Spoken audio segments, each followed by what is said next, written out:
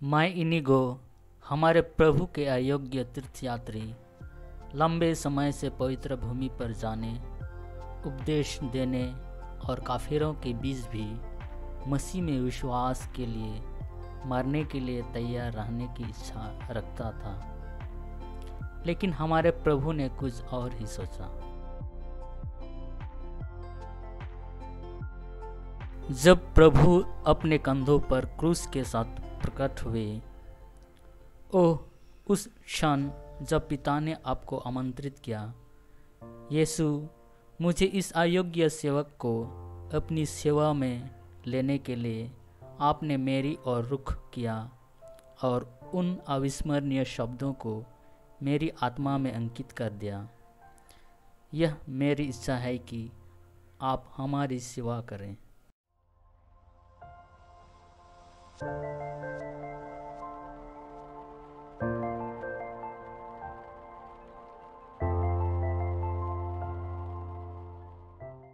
प्रिय दिएगो, आप स्वर्ग में हमारे गुरु के साथ एकजुट होने वाले पहले व्यक्ति थे। हमारे लिए विनती करें कि हम प्रभु में आपके मित्र अब इतने सारे राष्ट्रों में बिखरे हुए हैं, अपने जीवन को हमारे प्रभु परमेश्वर की स्तुति, श्रद्धा और सेवा के योग्य जी सकें। जब जीवन एक द्वार बंद करता है तो प्रभु दूसरा द्वार खोलता है। मैं एक बार अपनी जवानी को दुनिया के घमंड के हवाले कर दिया, तब भगवान ने अपनी दया से मुझे मेरे भ्रम से मुक्त किया और मेरे आसक्तियों को शुद्ध किया। ओह जीने की क्या आज़ादी!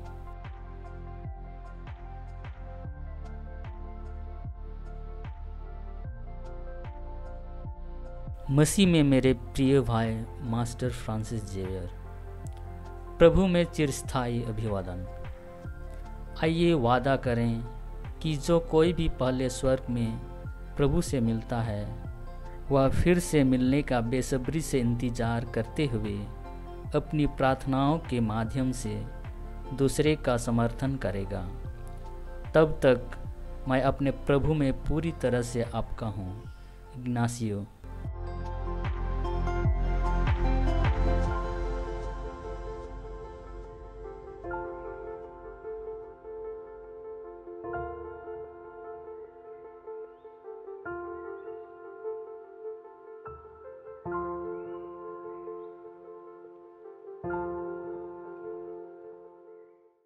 मेरे पेट में कई बार असहनीय दर्द होता है।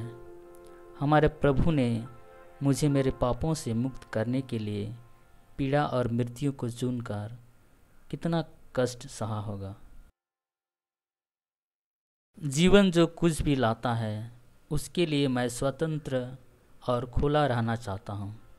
स्वास्थ्य या बीमारी, समृद्धि या गरीबी, सम्मान या अपमान, लंबा जीवन या छोटा, मैं जिस चीज़ की लालसा करता हूँ वह यह है कि प्रभु की इच्छा को जाने और उसका पालन करें, ताकि जो कुछ मैं करूँ और अनुभव करूँ वह प्रभु के नाम की महिमा करें।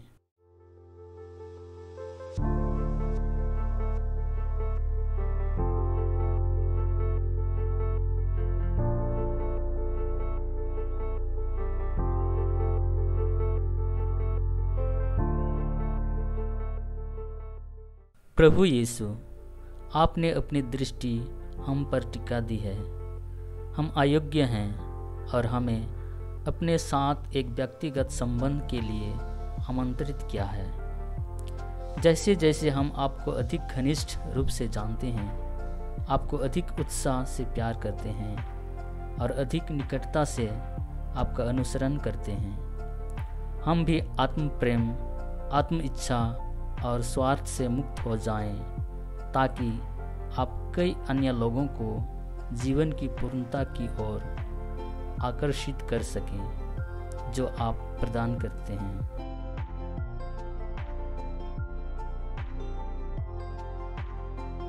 प्रभु की उपस्थिति के साथ एकता में अपना जीवन जीने की लालसा हम अपने आप से पूछते रहते हैं, मैंने मसीह के लिए क्या किया है?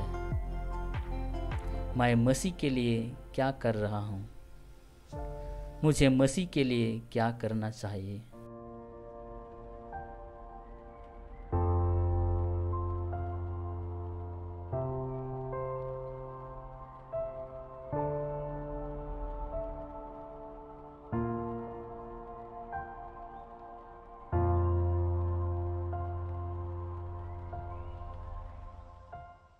मुझे पता था कि मेरे सृष्टिकर्ता से मिलने का मेरा समय निकट आ रहा है। इसलिए मैंने पोलांको से कहा कि मेरे लिए पवित्र पिता का आशीर्वाद प्राप्त करने का प्रयास करें।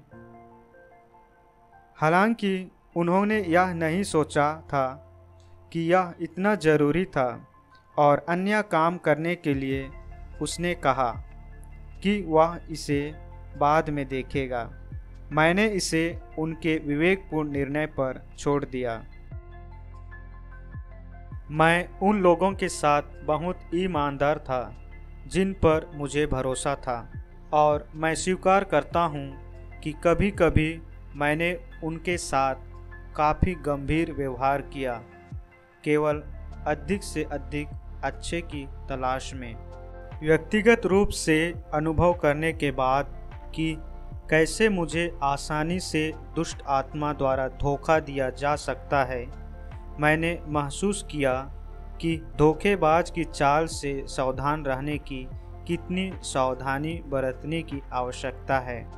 हमारे शाश्वत राजा और सार्वभौमिक भगवान के साथ घनिष्ठ रूप से जुड़े होने के कारण हम सभी चोटों और अपमानों को सहन करने में, यहाँ तक कि गरीबी को चुनने के लिए तैयार होने के लिए, पूरी दुनिया और उसके सभी दुश्मनों को जीतने के लिए, उनके साथ श्रम करने के लिए, उनके समान होने की ताकत पाते हैं। इसलिए अपने भगवान के मानक को चुनते हुए, हमारे भगवान पर भरोसा करते हुए जो सब कुछ प्रदान करेगा, हम एक माँ के रूप में गरीबी से प्यार करना चाहते हैं, क्योंकि यह सभी के खिलाफ अपने आंतरिक धार्मिक भावना की स्वतंत्रता को संरक्षित करने के लिए एक सुरक्षा के रूप में कार्य करता है, जबकि लालच तो दम घुटाता है।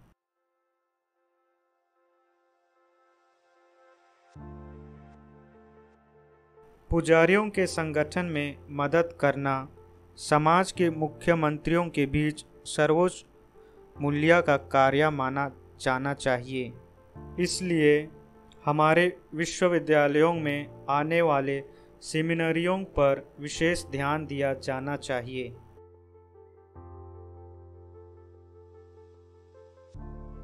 मैंने उन्हें समझाया कि रोमन कॉलेज के लिए ज़मीन खरीदना कितना ज़रूरी है। भले ही उन्होंने इसकी तात्कालिकता नहीं देखी, लेकिन मुझे यकीन था कि हमारे पास ढिलाई बरतने के लिए ज़्यादा समय नहीं है।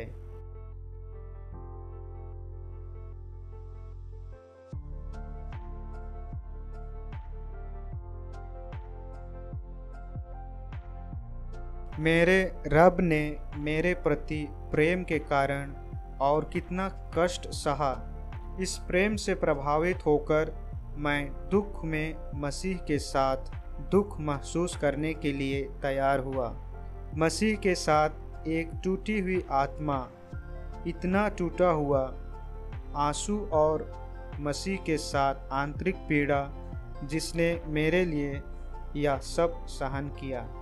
मेरी आत्मा के पिता, बड़े बच्चे मुझे अपना कार्यालय कहने या खाने या सोने नहीं देते थे, जब तक कि मैं उन्हें एक या दूसरी प्रार्थना नहीं सिखाता।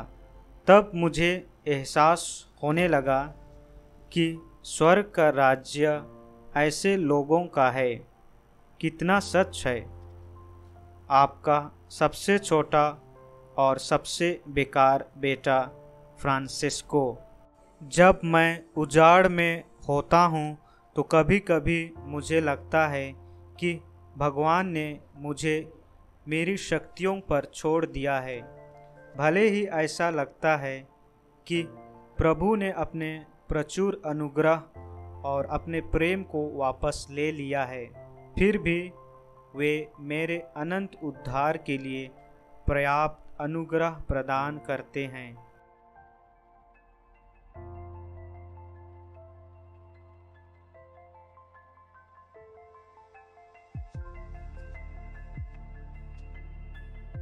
मेरे प्यारे पब्लो को अक्सर संदेह और चिंता होती थी। कई बार मैंने उनकी आत्मा में फिर से शांति पाने में मदद की। प्रभु ने उसे छुआ और उनका मार्गदर्शन किया। मैंने महसूस किया कि जैसे पानी की एक बूंद को स्पॉन्ज से हल्के से भिगोया जाता है, वैसे ही उसे धीरे से संभालना चाहिए।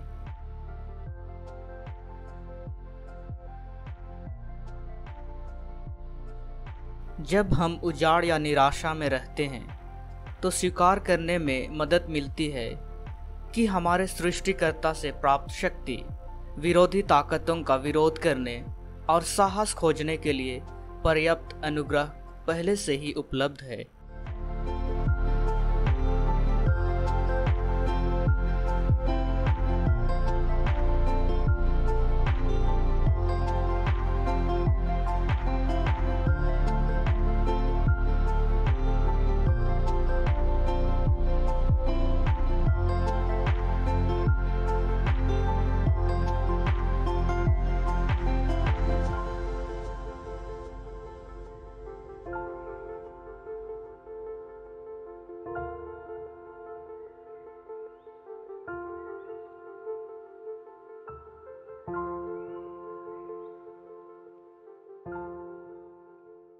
प्रभु ने मुझे दिखाया कि शांति कैसे लाया जाए जो वंचित और पीड़ित हैं, यहाँ तक कि जब उन्हें स्वयं यह समझने में कठिनाई होती है कि वे क्या कर रहे हैं।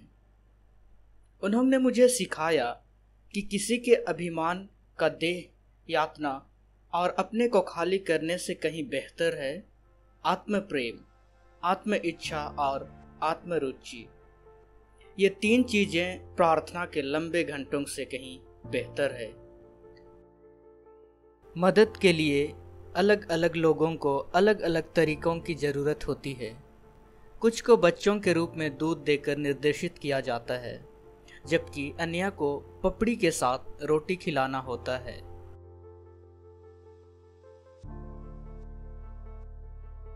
ईश्वर पृथ्वी पर सभी प्राणियों में श्रम और कार्य करना जारी रखते हैं, उन्हें अस्तित्व में रखते हैं, जीवन का संरक्षण करते हैं और विकास तथा संवेदना प्रदान करते हैं।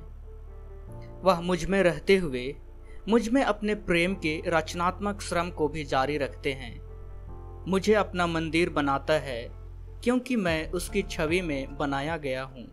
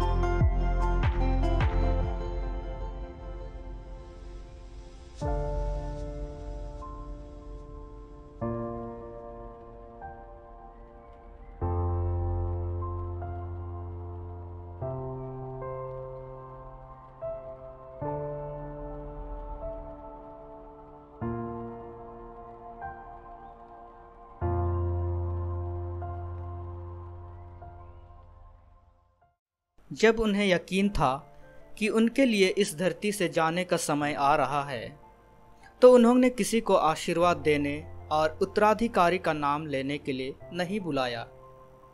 इस बात से अवगत थे कि यीशु समाज की स्थापना मानवीय तरीकों से नहीं की गई थी। उसने पूरी तरह से भरोसा किया कि ईश्वर अपनी सेवा और आत्माओं की सहायता शुरू करने के लिए जो कुछ भी करना चाहते हैं उससे संरक्षित रखेंगे और आगे बढ़ाएंगे। तो लंगड़ा तीर्थयात्री ने पृथ्वी पर अपनी यात्रा पूरी करने के बाद साधारण तरीके से स्वर्ग के द्वार की ओर अग्रसर हुआ और अपने जीवन को ईश्वर एवं सृष्टिकर्ता को सौंप दिया, जिसे एक बहादुर रात के रूप में उन्होंने जीवन भर सभी चीजों में प्यार और सेवा करने की मांग की।